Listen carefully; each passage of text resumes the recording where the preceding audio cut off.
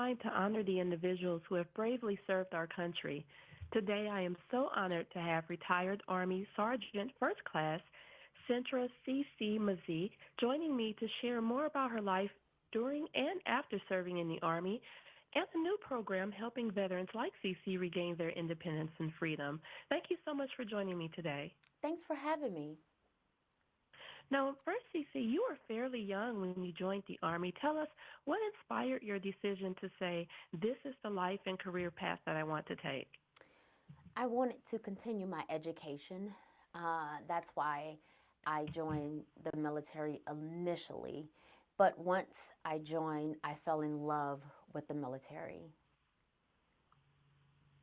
That's awesome. Now, during your time in the military, all was going well, and then the imaginable happened. Doctors said that you would never walk again. So tell us how you got injured and how did your disability impact your day-to-day life?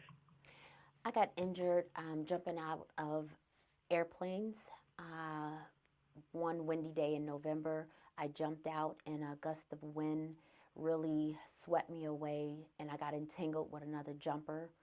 It's called a high altitude entanglement.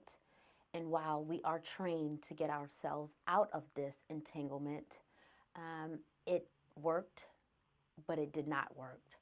We broke loose at the very last moment, and I did not have enough time to prepare to land, and I was paralyzed on impact.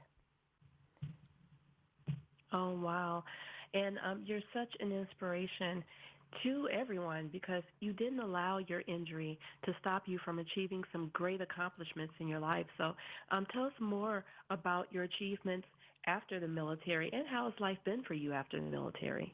Yes, after the military, I decided to go back to school. I wanted to continue my education like I initially started. So I did. I got accepted to the University of South Carolina and I graduated with a degree in sociology with a minor in women's studies. And after that, I became a Paralympian for the 2012 Paralympic Games in London.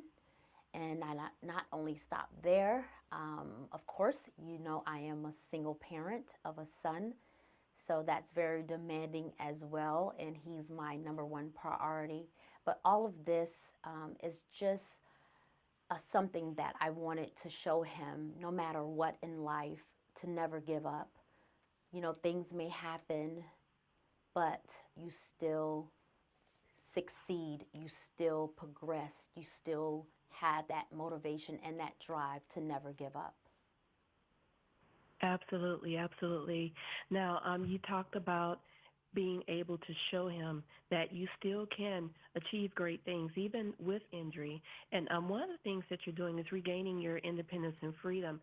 Part of that is you're currently part of the True Cars Driven to Drive program, which helps military members who have lost the privilege and freedom of driving in the service of our country.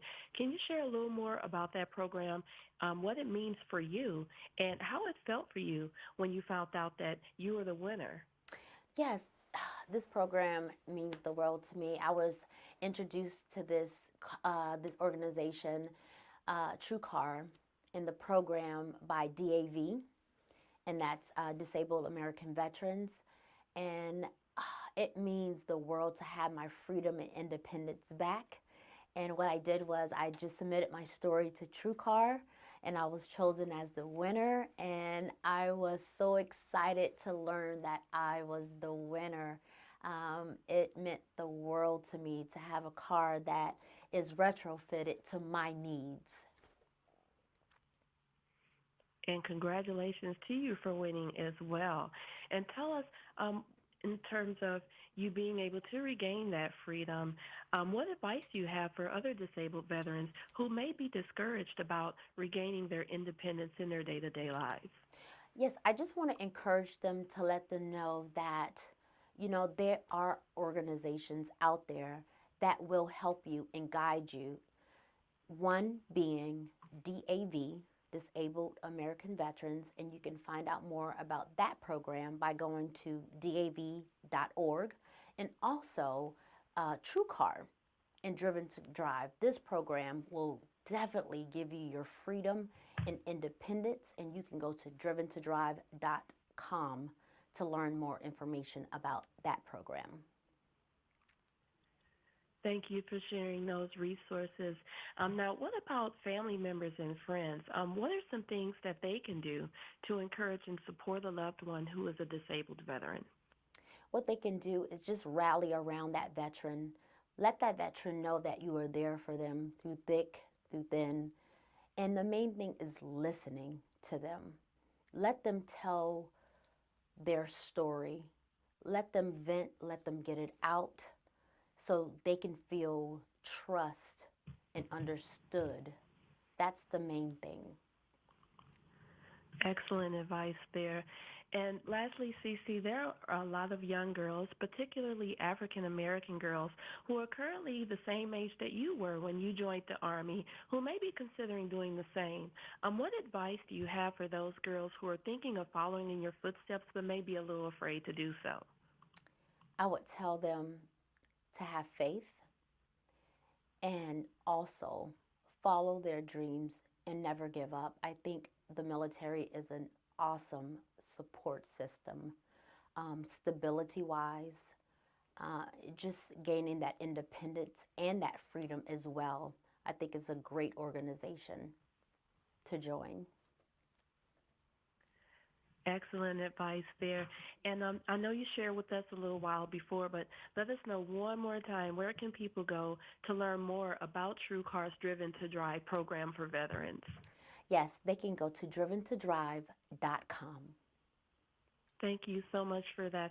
And again, for that information, you can visit driventodrive.com. You can also go to dav.org for more information and resources for veterans. Thank you so much again for joining me today, CeCe. It's been a pleasure and an honor, and thank you for your service to our country. Thank you so much for having me. Have a great day. Hi, thanks for watching, and if you liked that video, there's plenty more where that came from.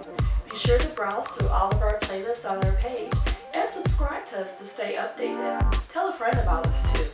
Thanks for stopping by.